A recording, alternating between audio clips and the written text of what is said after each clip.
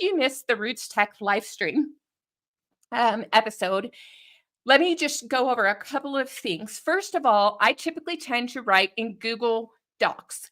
Why? One, because it's very easy to share this markup, the stuff you see over here on the right. It's easier for me to share these markup comments with somebody collaboratively through Google Docs. Now, if this is possible in Microsoft Word or if is possible in Apple Pages, let me know. But I typically have trouble with Apple products because I'm a PC user, and I don't know if the comments always go through in Microsoft Word. So one of the reasons why I do it is collaborative. The other thing is, if you can mark up your comments, this is a great way to track your thoughts as you have them. In Google Sheets, it's usually this little comment feature right here, add a comment. All you have to do is highlight a piece of text, died in her home, click on the add comment, and then you can type a comment in there. I wanted to go over a couple of them just because I don't think I went through all of them in RootsTech. So you can't go back and look at the RootsTech one, but we can also jump in right here. So the first thing here, as you can see, some of my comments were confirm spelling, perhaps give a pronunciation guide, because I look at this and I think, is it Lally that rhymes with Sally? Is it Lolly? Or is it something completely different? Because these folks are from Ireland and the accent can be a little bit different. And so confirmed spelling, potential punctuation guide. And here's one where we just did Lally rhymes with Sally. Now, you do not need to have it be that huge. I would take that font and bump it way down. It does not have to be the same size. The next thing, came to this country. Now, this was from an obituary. What country? Are we talking USA or America? That's a stylistic choice you're going to have to make. Is the country Ohio? Is it the Intermountain West? Like, let's give this an actual location, and rather than assuming somebody knows what you're referencing. But you also need to make a style. Are you going to use USA? Are you going to use United States? Are you going to use America? What are you using? The next thing I marked up was 52 years. She came to from Ireland to this country, which I believe is going to be the United States, 52 years ago. Whenever I see that, I do the math. It's going to be 1851, and then I definitely want a source when to validate that. I also want to know, how old was she when she migrated, rather than just 52 years ago from the time of her death. Well, that's nice, but how old was she? Was she a baby? Was she a teenager? Was she a newlywed? Those are the kinds of details that you really want to consider. So rather than stopping now and going research, I'm just going to make my questions. Now, as we're going through, if you think of some other questions while we're reading and talking, be sure and put those in, because I feel like when we're collaborative, we learn a lot. And it's okay if you already see questions that somebody else have put in, or maybe I have. It might be the more we think the same in questions that we would ask while we're reading, it helps us know, okay, this one we absolutely need to answer. And this question over here, oh, that'd be kind of interesting to answer.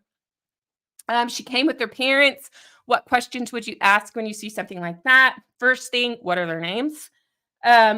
Then maybe some follow-up. What are their ages, occupations, and possibly what are their reasons for moving their family? Came directly to this city. The kinds of questions I have is, what city?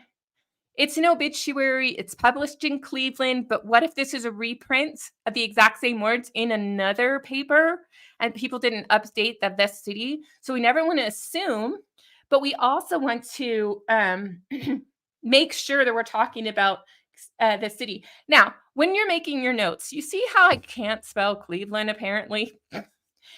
Don't worry about being proper spelling and punctuation when you're marking things up. If you misspell it, go on with life. It's not a big deal. But we want to know, did they come to this city? And again, I'm asking why. Where else could they have gone? These are migrating families. Where else could they have gone? I only had 4 documents for my German immigrant ancestor, Joseph Geisler. And so I did some research to find out if somebody in Baden around 1852 was to leave Germany, what options were available to them. And then I put that into the story because I actually don't have a lot of documents about him. I actually have 4 that name him specifically in Ohio. But by adding, well, he could have gone to Australia. I thought, whoa, wait a minute. Germans going to Australia? That's cool. That's not something I understood. And then before I did the research, and then just adding that, okay, so he probably didn't go all the way down to Australia because he didn't have enough money to go down or wasn't attractive just yet. Now, okay. So why would somebody have gone? What would have attracted them there? That is something to add into your story, especially in these migration ones, because I really feel like that can really transform your story by knowing where could they have gone and why would they likely have chosen this place. So that's one of my favorite questions. And then also try to map the distance between Ireland and Cleveland and then consider the available transportation route and technology. Would they have traveled on foot? Well, obviously, crossing the ocean, they didn't travel on foot, but what kind of ships were going between Ireland and the United States in what was it, 1851? So was it a steamer? Was it a sail? Was it a little bit of both? Those are the kinds of things that I would start asking. Okay, Jishin. I would add after her parents at the age of 8. That's a great place to put the age. I love that. Thank you. Is this a transcript of the obituary or this a story based on the obituary? Great question. So um, this is a transcript of her obituary. We haven't really rearranged it just yet. Actually, I think I did rearrange her obituary. You'll have to go back to the original video on RootsTech. I think I may have moved this up from where it was earlier because I do transcribe, then rearrange, and then markup is the process. But I know there was no extra story going on before that. So it was based on the obituary. So great question. Okay. Other things yesterday. Yesterday is perfect if we've established a date anywhere in this obituary. And we don't have a date. So we want to get the date and day. I'm assuming right now it's the 25th of December because the obituary was published on the 26th. But notice how on the morning of December 25th, oh, Christmas morning. Oh, but wait. Would they have celebrated Christmas? When did something become a holiday? For instance, what if in the United States, we have the United States Thanksgiving Day? If somebody was born on Thanksgiving Day, 1850, would it really have been Thanksgiving Day, 1850?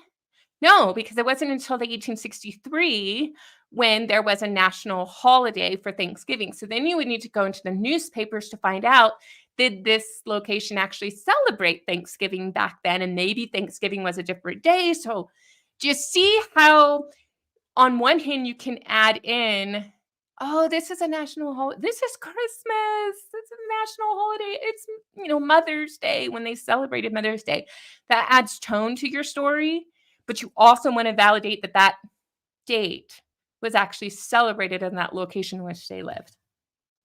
Age 60, how close or far away to her next birthday is usually my questions whenever I see a date like this. Was it 2 days before her birthday? My grandfather, my papa, he died on the exact same day of his 60th birthday. That makes it easy to remember when he was born. I just have to remember one of the days and subtract 60. But still, they were looking forward to his birthday, and then he passed away. Essentially, she lived essentially a home life. Now, this is a phrase. There's lots of these phrases. What do you guys think essentially a home life would mean? Okay, when you see that phrase, let me know in the comments. What do you think that means? Even still, never assume a phrase that you understand makes sense to somebody else. So I'm also trying to think of a random occupation. Maybe you guys can think of a random occupation that you understand what it is, but other people might not. Whenever you come across phrases like that or an occupation, you definitely want to say, what does that mean? A husband, we need to have a husband, leaves. Whenever you see leaves and you don't see joins, I want to know, who does she join in death? Who does precedes her? Because when my grandmother passed away at the age of 92, all of um her husband had it passed away for about 70 years. Um, no, that's 70 years. So he died in 68. She died in 2012. Somebody else do the math. Not 60 years, but many decades as a widow. So she's joining him in death. She's joining her parents. They died when she was 17. That had been a long time.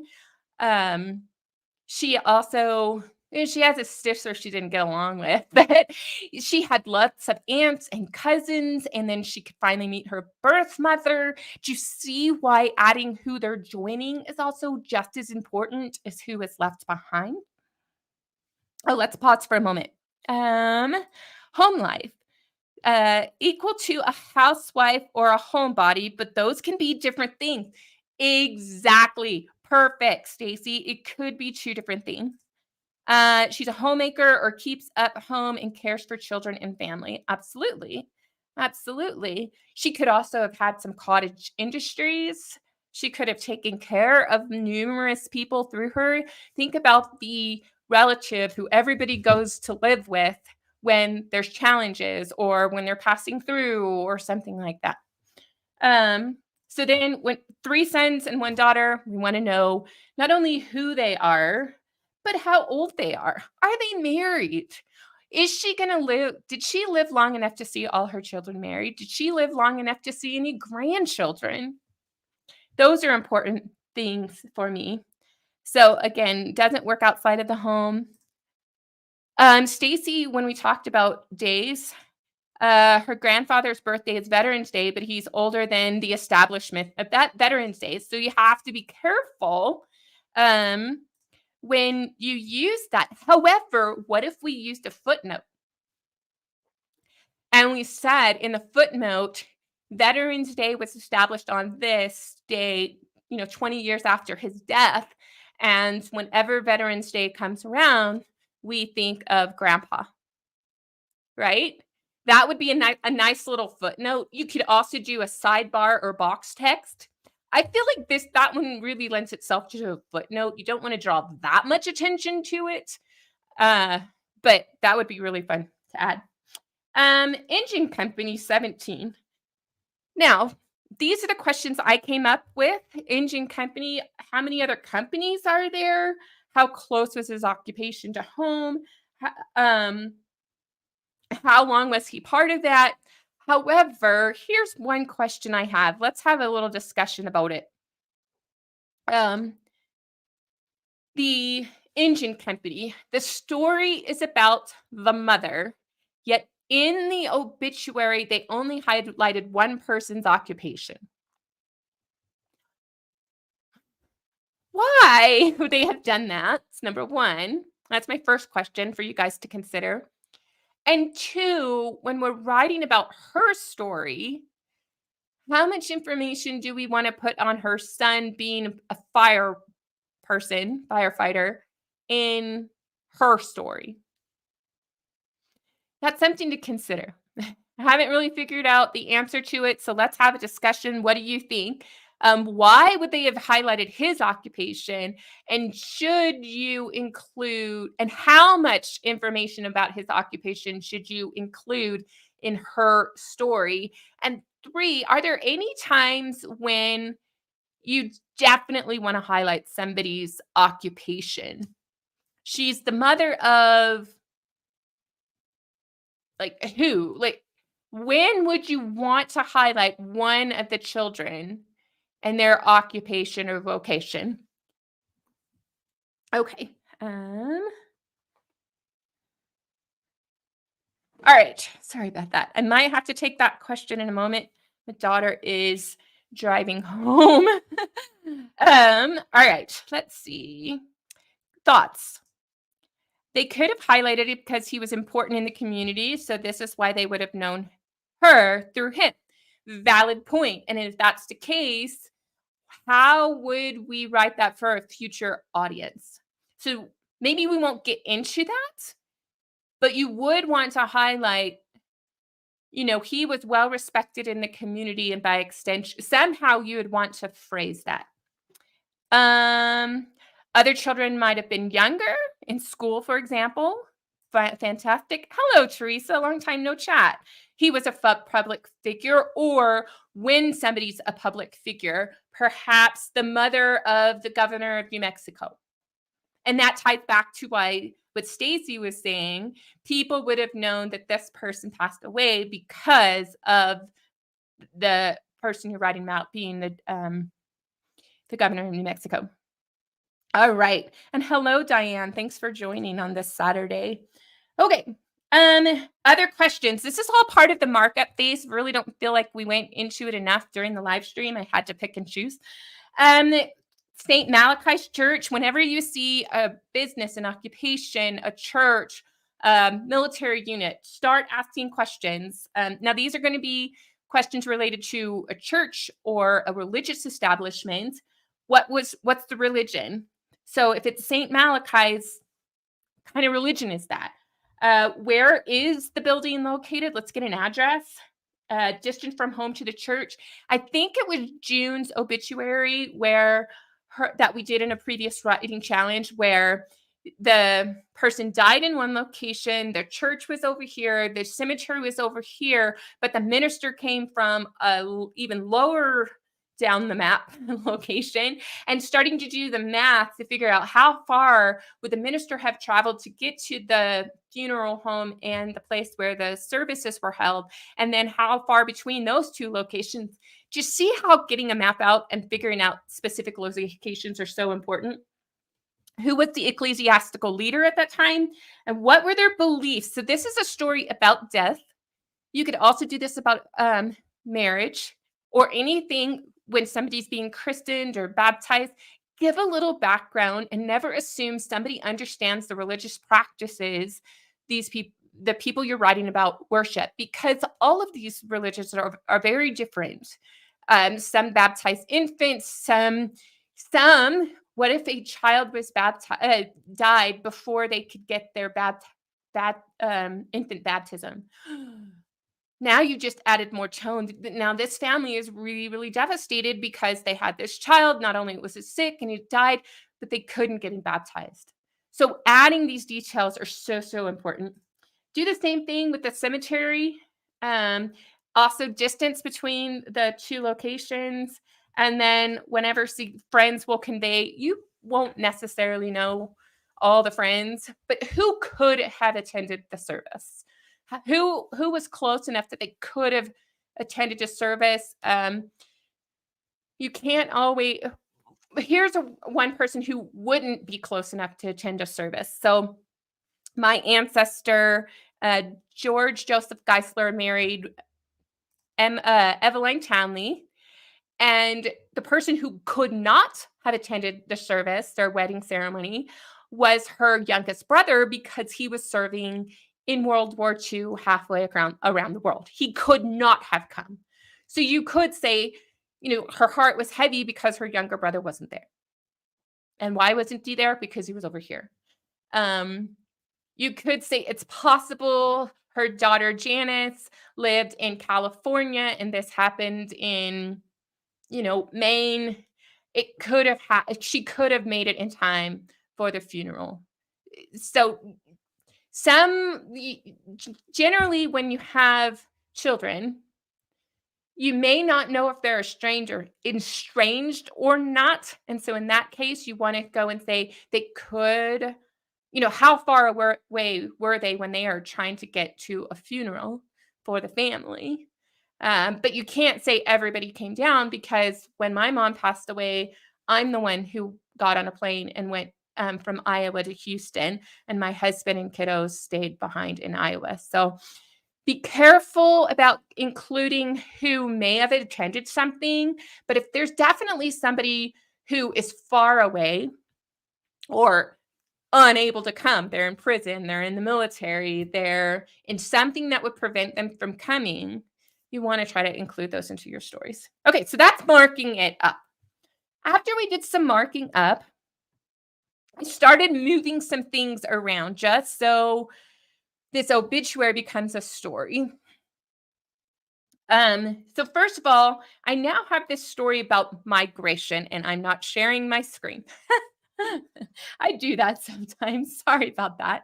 Okay, so migration. I decided to put she came to the country. I still haven't answered these questions. Um, I currently don't have them as comments for the purposes of teaching.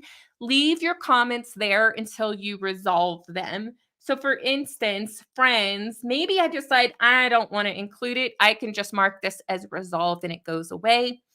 I can also come back and add more commentary. This is why I love this so much. If you're working with somebody else, you can have a conversation until you've resolved it. And then when you're done, you hit the check and go away. But for the purposes of training right now, I didn't carry those down. Okay, so I decided, let me start giving some subtitles. Hold on 1 second. That is my daughter.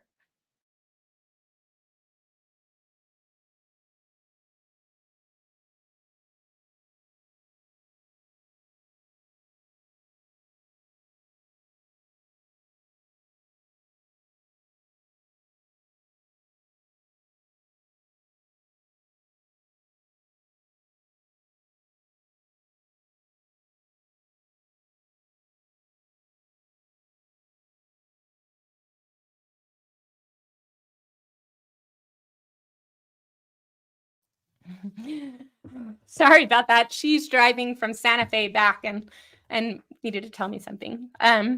Anyway, so I decided to move this to a subtitle called Migration. And that way I can start rearranging things. Often people ask me, how do which document do you start with? Where do you start when you tell your story? In the drafting phase, just get everything in chronological order as best you can. Because after you get it in chronological order and everything starts to make sense, then you can rearrange to tell a better story. So then I wanted to know, who did she come over with? Well, she came to the country with her parents. That's what the article said. However, when I looked at the family tree, there was Michaelis or Michaelis. This is the Latin form of Michael. Let me know if you know how to actually say that.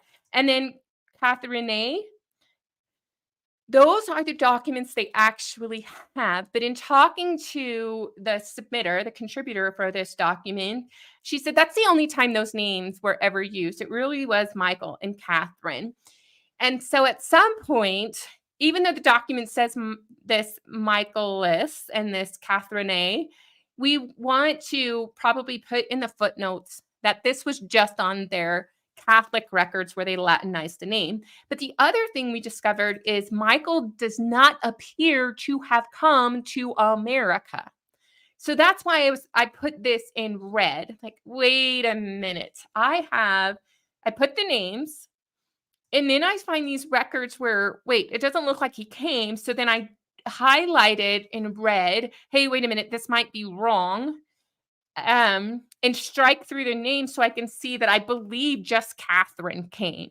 So I'm going to need to do some more research. I'm going to need to either add some more comments or just use this strategy of, hey, something's wrong here, to know that I need to do some research, and I need to, in my footnotes some here, explain why do I think that he didn't come. Or in the story, at some point, I need to put higher, when did he pass away? Because it would be preceding the migration. That also could lead to some reasons why this woman with all these kiddos came to the United States. So then, based on baptismal records, which in Ireland, which names all of the kiddos, I did the math to figure out how old would she have been when this was event taking place, assuming 1851 as the migration year. And then she has these children, and I marked their ages at the time this would have happened. So you can see the oldest is 29 and the youngest is 10. So we've got 48. I'm about 48 with a 29-year-old son. I can't imagine a 29-year-old son. I think my oldest is 22, but she has all of these kiddos. Now, I start to put sources for each of these individuals to figure out when the age I'm basing it on. I've got an arrival date of 1852 for John, and here's the source of the 1900 census. I've got Mark, and then his obituary says they came in 1851. But on this census, he said 1852. So we've got this conflict of which year it actually came through when they actually migrated. So I've got these notes going on. The other thing is I only see one record for the daughter Catherine and the son William. It appears they did not come to the United States on this journey. And so until I can finalize that story, I have them highlighted in red because this is going to require more research. Do you see how researching makes you a better writing and writing makes you a better research? If you do, say, put a Y in the comment section. Oh, and why Cleveland? In the video from RootsTech, I did have the source citation. This was printed in a Cleveland newspaper. So, all right. So then we have a Michael, and this, if you're going to color code, you need to leave notes as why you use that color. Red to me is always means a problem, but I cannot tell you about this Michael. I don't know why I highlighted him. But notice how I did substitute Cleveland. I'm just working that it's Cleveland for now because it's based on the obituary being published in Cleveland. Now, I went and I looked at the population size of Cleveland in 1860. There were about 17,000 persons, and it was doubling through the course until between 1850 and 1860. The size of the town more than doubled. Now, would you consider 17,000 persons a small struggling village? Let me know in the comment section. Or at 17,000 people, would you think that there might have been some other village? Okay, now there's a great question and a response, and this is really good. Why would they migrate directly to Cleveland? Fantastic question. That's something to put in your notes. Why would they have gone directly to Cleveland? Now, we saw directly to Cleveland because that's what was stated in the original obituary. But could they have bypassed another city? Now, directly to Cleveland, Cleveland is on the southern part of Lake Erie. And so there is a port, or you could have arrived on the coast and then just stayed in Cleveland and not continued into interior Ohio. Now, Stacy knows a little bit about Ohio and said it was a big immigrant city back then, though more Slavic than Irish, to the best of my knowledge. Now, that is fantastic. I also want us to be very careful. I'm not picking on you, Stacy, but you've been a longtime viewer. I think you're going to be able to take what I'm about to say and not take it the wrong way. Whenever we have this knowledge, like to the best of my knowledge, it was more this than that. What should we do? Research. So a little bit later, maybe we'll have some time. I'm not sure. I do have to leave in about 25, 30 minutes. Go and do some research and just put that on your list. So wait, why would Irish have gone to Cleveland? Okay. Let's see. Now, Kevin says 17,000 isn't a village even today. Sounds more like a neighboring village. Exactly. Exactly. Now, let me know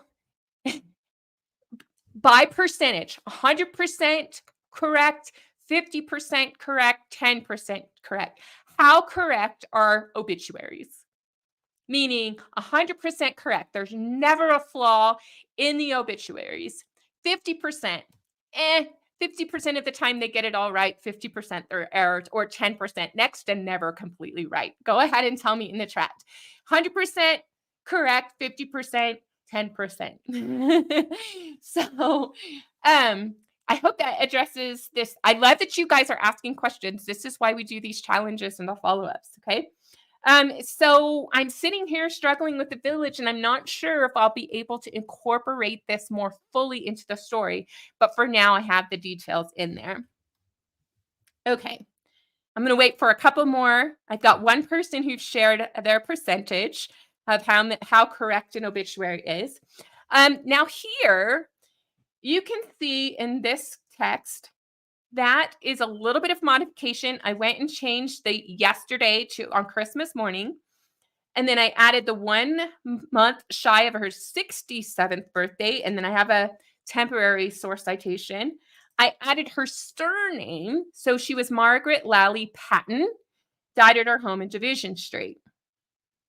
Okay, so I've added that and I changed that around, but I'm keeping the main color. But now, because I went and did some research after my initial markup, I have at the age of 25, she married Manius Patton, how old he was and when it happened and who did the service. He was also an Irish native. This is when he arrived. He looks like he came 4 years later, lived in Cleveland, gave his occupations. 4 years after their marriage, he became naturalized. I'm now putting in the details of the marriage.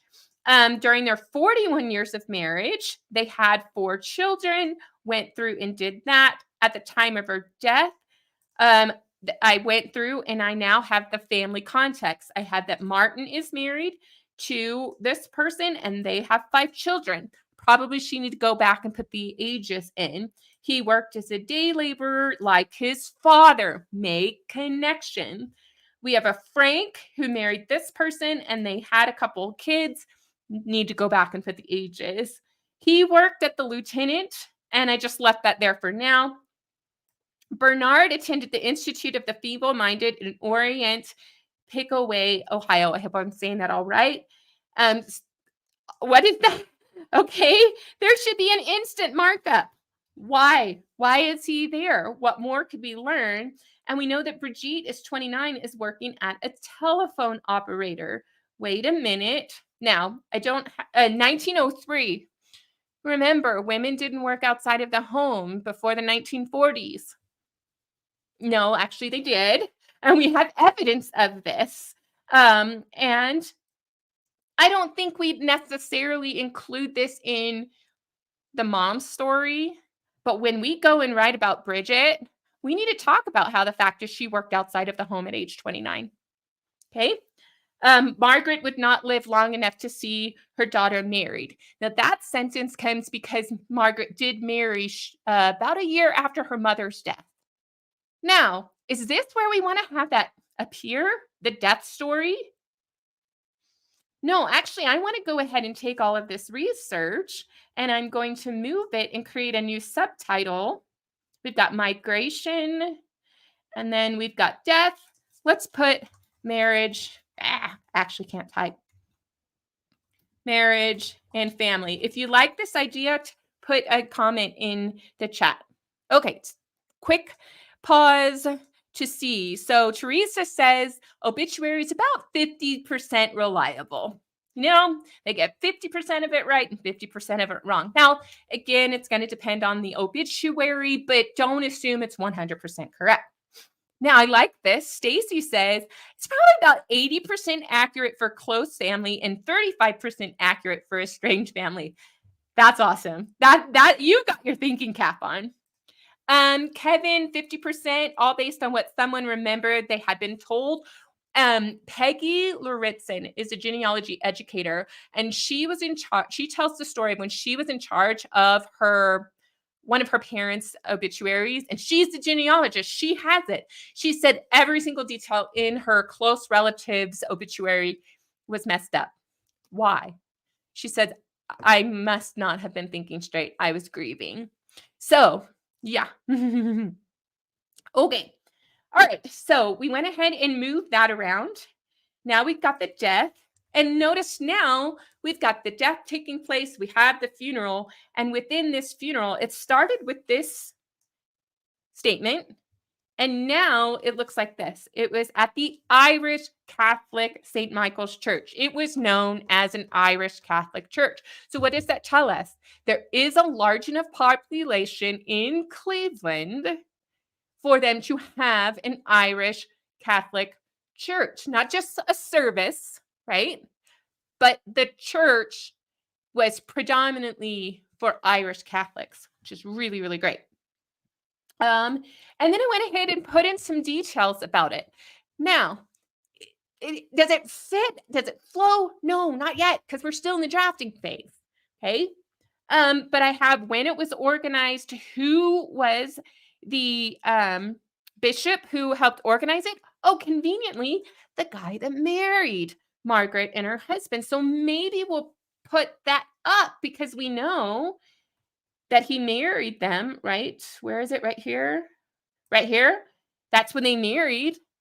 So now maybe I can actually move that detail up here. Something to consider. Congregation formed from the St. Patrick Parish to provide an Irish parish closer to the residential sections on Cleveland's near west side. Oh my gosh. So now I know I want to research Cleveland. The Irish community, right? And now I have a clue near west side. Now I can go to a map, look for near west side. And here's the spoiler alert. There is on a map, I can't remember what the name of it is. I put a note to the submitter, and she had told me the name of the place, but on a map, it calls it like, instead of German village in Ohio, at Columbus, it was like Irish Village, or it had a different name than Irish Village. I think it's like Irish Bend. That's what it sounds like. Because there's also like on a bend of a river that flows out to Lake Erie. And so now I can talk about geography. I know Irish Bend. Well, there have to have been an Irish community. You want to now go research that. Do you see how by adding context, you can understand the community better. And by then going and researching, not just for your ancestor, you can then go back and learn a little bit more about the community in which they lived, and you can get more records to understand the time and place in which they lived. So now I want to research this church a little bit more. What records could they have had? But also, what are their faith beliefs? What was the Irish community like? What's the economic situation going on?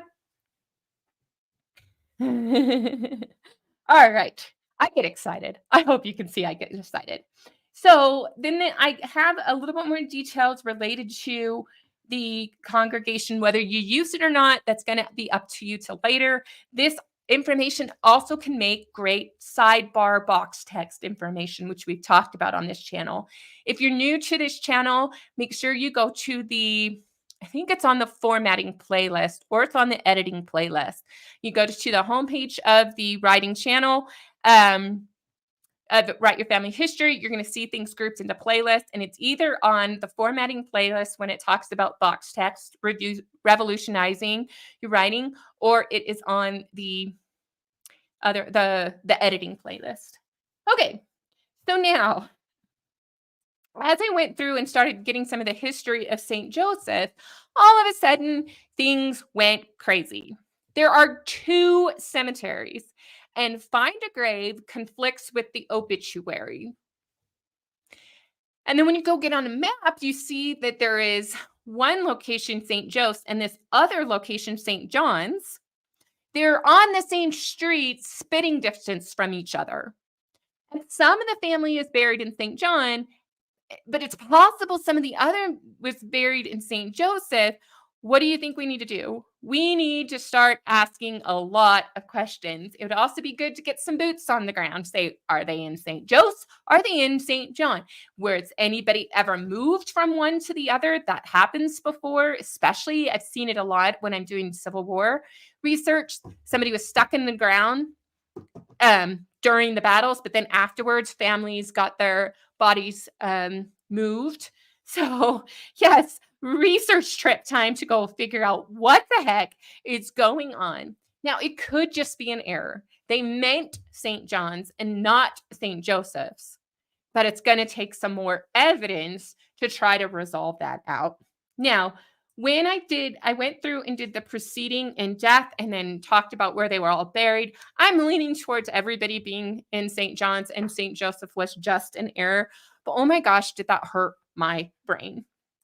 A couple other things I wanted to talk about that came up when you're writing, and we're not done with the story. It's still not that great, right? But I had a question. So there was a son named Thomas, and I didn't know his marriage date.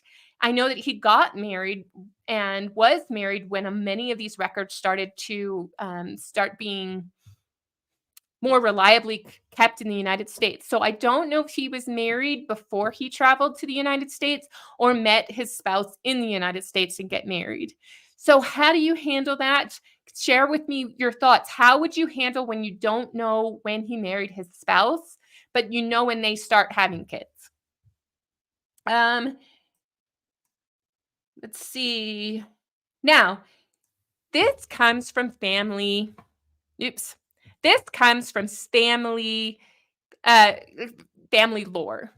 Linda suspects that the obituary was written by Margaret Lally Patton's brother. And she has a theory. Should we incorporate somebody's theory or hypothesis into the story? Yes and no. If it's just hypothetical, two places that you could put this little detail. Either put it in a footnote or put it in the appendix and then explain why. And that could help explain some of the contradictions and some of the interesting information that's there. One other thing that came up while I was doing the research, 21 Division Street no longer lives there. And when I talked to the submitter, she said, it was torn down and it was replaced with, and I forgot what she said, and changed around 1905. So shortly after her death, this location was torn down.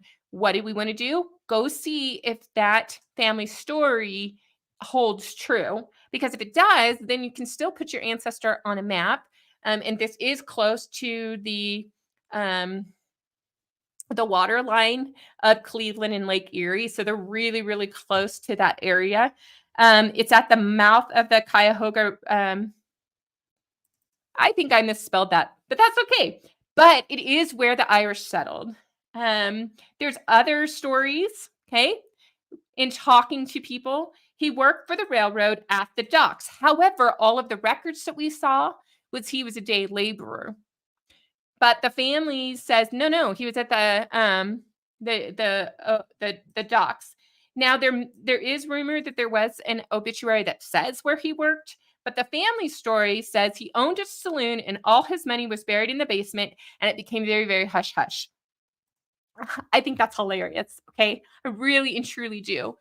Now, you don't want to write as if you know it to be true, but if this has been a family legend, then I would actually incorporate it into your story because, beware of the saloon owning grandpa where the money was buried in the basement, right? Because these kinds of stories are the flavor of our family lineage, even if we go and debunk it. But then all the question is, where do you put it? I always talk about the main body of the text, and I like the main body of the text to be the most accurate that we have at the time that we print the story. And we can always do a follow-up. There can be new evidence that comes to life to change the story. But I like to use this box text, the sidebar stuff. I like to use footnotes, and I like to use appendices to incorporate family stories. Now, if it's a family story that talks about how grandma always churned butter at a certain time of day and she sang a certain song, go ahead and put that into the main body of the narrative. But when it's one of these little side stories, I'd actually incorporate it just because if you don't, somebody's going to get mad that you didn't have it, or they're going to be like, wait, which grandpa was the one that everybody thinks has the money buried in the basement, right? So go ahead and address these issues. The only question is how, and that's why the beauty of these box text, some people call it sidebar, the footnotes or the appendices are perfect to handle the stories. Look at this. I like this. Was Manus alive during Prohibition? Didn't catch the dates. So she died in 1903. I think it was preceding the Prohibition, if I remember correctly, but I didn't even think of that. What's the beauty of sharing your stories with others to get questions like this answered?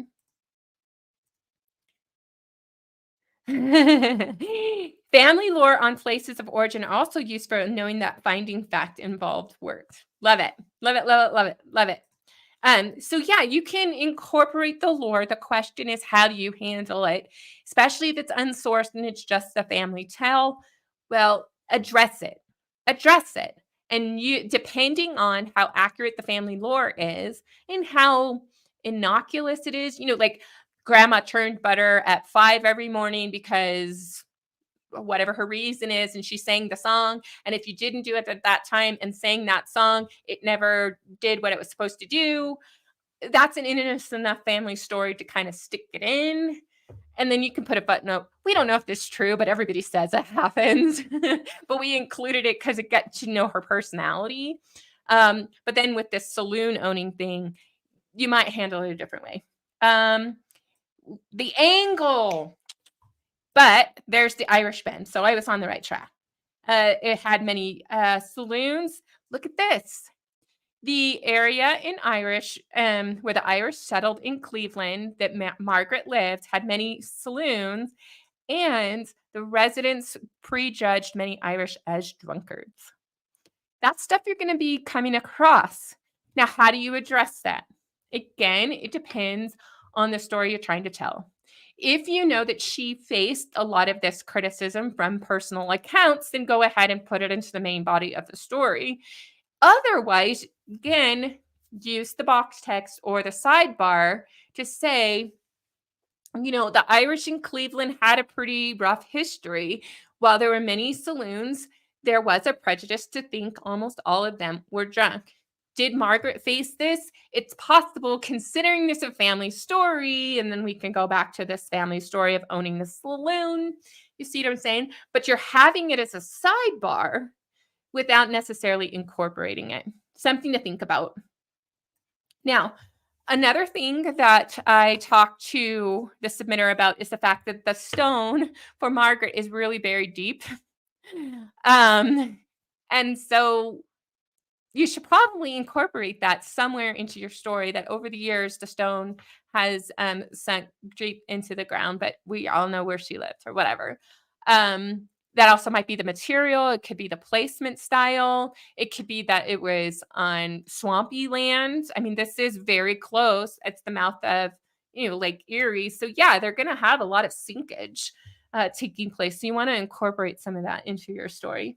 One other thing I did, and I will just show you at the end, it's after I got all of those details and did some of the research, and I just kind of stopped here. I decided to use this prompt that said, you're a family historian sharing a story about an ancestor for a reader casually interested in their heritage.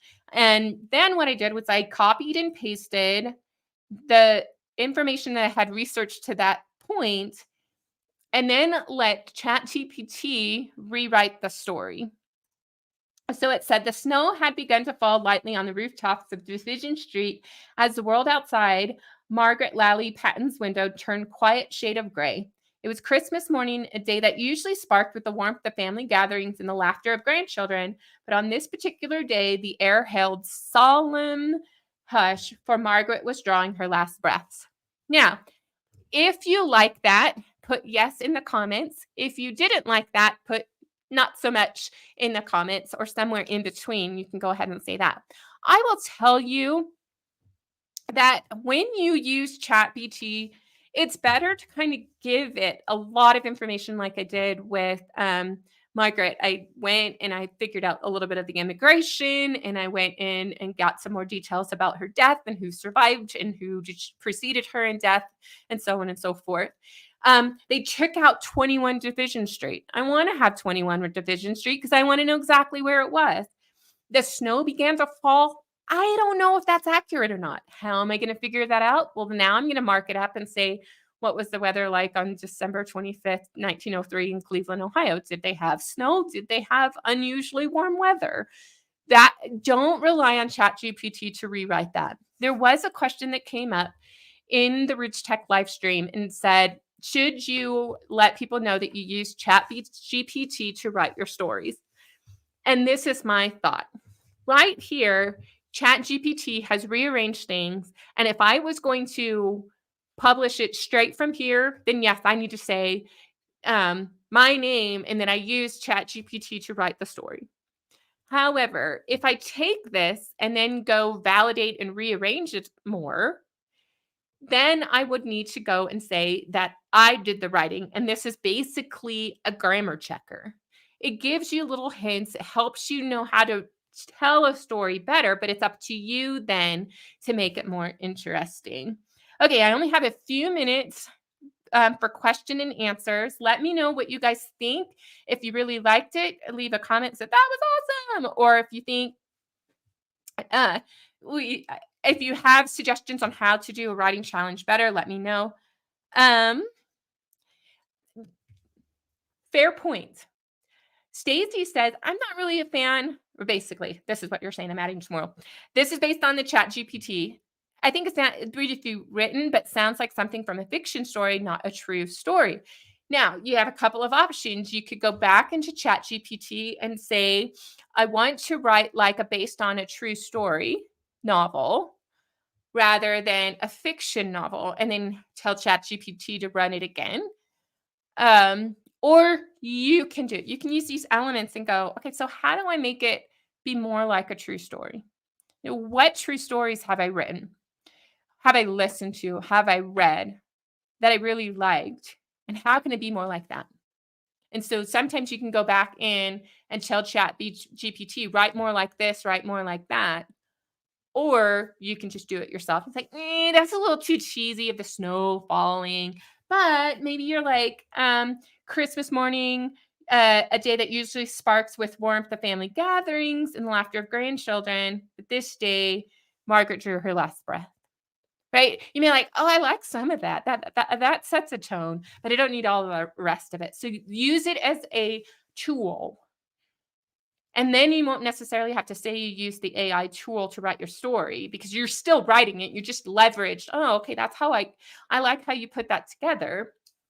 But also be careful. ChatGPT is not always accurate. Oh, thank you so much. I'm glad you're able to feel like you can use ChatGPT for some writing skills. All right. So one question I think before we go is all I have time for. Would you take pictures of documents in personal repository? I think you should take pictures or scan documents whenever you have the access to them. And coordinate with the person who has the stewardship of the documents to say, hey, I'm going to scan these documents. I'm going to take photos of these documents, and then I'm going to make sure you have a copy. But tomorrow there could be a tornado. Tomorrow there could be a flood.